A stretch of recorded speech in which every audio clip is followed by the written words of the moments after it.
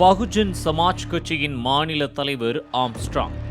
சமத்துவ சகோதரர் என்று ஆதரவாளர்களால் அழைக்கப்பட்ட ஆம்ஸ்ட்ராங்கிற்கு சென்னை, திருவள்ளூர், காஞ்சிபுரம் உள்ளிட்ட சுற்றுவட்டார பகுதிகளில் அவர் சார்ந்த சமூகத்தினரிடையே குறிப்பிடத்தக்க செல்வாக்கு இருந்தது.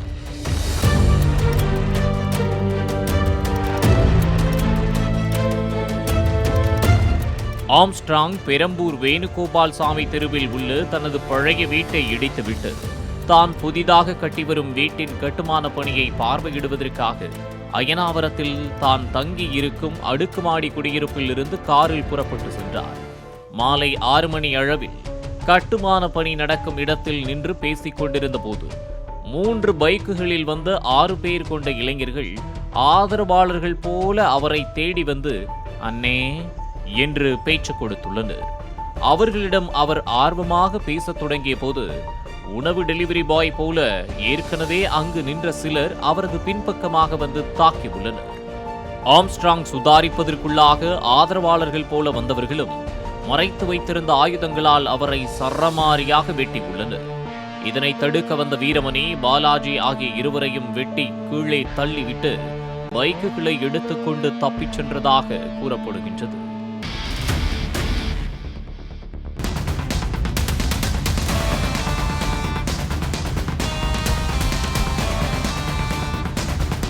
உயிருக்கு போராடிய ஆம்ஸ்ட்ராங்கை மீட்டு சிகிச்சைக்காக அப்பல்லோ மருத்துவமனைக்கு கொண்டு சென்றனர். உடனடியாக அவருக்கு சிகிச்சை மேற்கொள்ள செயற்கை சுவாசம் பொருத்தப்பட்டது. அதற்குள்ளாக ஆம்ஸ்ட்ராங் உயிரிழந்து விட்டதாக மருத்துவர்கள் தெரிவித்ததால் அவரது ஆதரவாளர்கள் கண்ணீர் விட்டு கதறி அழுதனர்.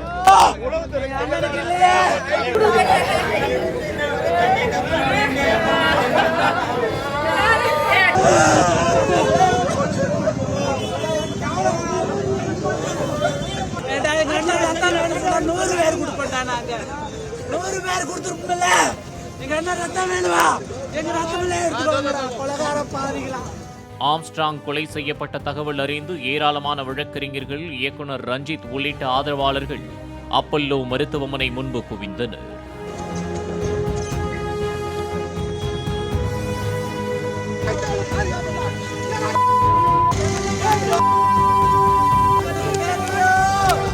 உடனடியாக அவரது உடல் அங்கிருந்து சென்னை ராஜீவ்காந்தி அரசு மருத்துவமனைக்கு கொண்டு செல்லப்பட்டது.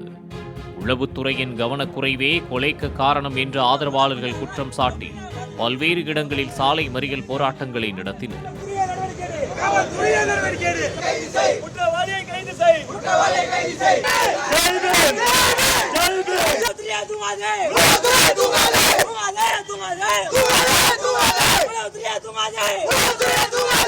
அண்மையில் மெரினாவில் கொல்லப்பட்ட ரவுடி ஆற்காடு சுரேஷின் கொலைக்கு பழிக்கு பழியாக 10 பேர் கொண்ட கூலிப்படையை ஏவி ஆம்ஸ்ட்ராங் கொலை செய்யப்பட்டதாக கூறப்படும் நிலையில் 10 தனிப்படை அமைத்து போலீசார் தீவிர தேடுதல் வேட்டை நடத்தி வருகின்றனர்.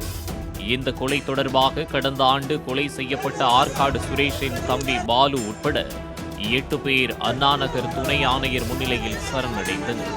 முதல் கட்ட விசாரணையில் 8 பேர் நாங்கள் செக்யூர் பண்ணியிருக்கோம். 8 சஸ்பெக்ட்ஸ் பிடிச்சிருக்கோம், செக்யூர் பண்ணியிருக்கோம். இன்னும் கொஞ்சம் டைம் ஆன பிறகு கொஞ்சம் கிளாரிட்டி வரும். என்ன மோட்டிவ், என்ன ரீசன், அதில் யார் யார் இன்வால்வ்டு, வேற என்ன பின்னணி இருக்கு தெரிஞ்ச பிறகு கண்டிப்பாக தெரியப்படுத்தும்.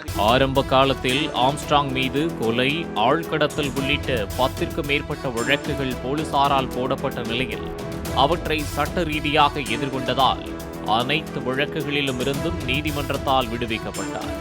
புரட்சி பாரதம் கட்சியின் தலைவரும் மறைந்த முன்னாள் எம்எல்ஏவுமான பூவை மூர்த்தி மூலமாக 1996ஆம் ஆண்டு அரசியல் களத்திற்கு அழைத்து வரப்பட்ட ஆம்ஸ்ட்ராங் மாற்றுக் கட்சியாக இருந்தாலும் விடுதலை சிறுத்தைகள் தலைவர் திருமாவளவன், பாட்டாளி மக்கள் கட்சி நிறுவனர் ராமதாஸ் ஆகியோர் மீது மிகுந்த மரியாதை வைத்திருந்தார். ஒரு பிற்படுத்தப்பட்ட சமூகத்திலிருந்து ஒரு நேசிக்கிற தலைவர் யாருன்னும் போது நான் வெளிப்படையாக சொல்வேன், ராமதாஸ். பாட்டாளி மக்கள் கட்சி தலைவர் ராமதாஸ் தவிர யாரும் கிடையாது. எங்கே வேணா சொல்லுவேன் நான். இன்னைக்கு அவர் வீட்டில் போய் பார்த்தீங்கன்னா கார்ல் மார்க்ஸ் தந்தை பெரியார் பாபா சாஹேப் அம்பேத்கருடைய சிலை இருக்கு. இன்னைக்கு கல்லூரி திறந்தார் அவர். அந்த கல்லூரியில் பார்த்தீங்கன்னா பாபா சாஹேப் அம்பேத்கருடைய ஃபோட்டோ இருக்கும். திருப்பதியில் உள்ள சட்டக்கல்லூரியில் பட்டம் பெற்ற ஆம்ஸ்ட்ராங் 2006ஆம் ஆண்டு சுயேட்சையாக நின்று சென்னை மாநகராட்சியின் கவுன்சிலராக வெற்றி பெற்றார். அதன் பின்னர் பகுஜன் சமாஜ் கட்சியின் மாநில தலைவரானார்.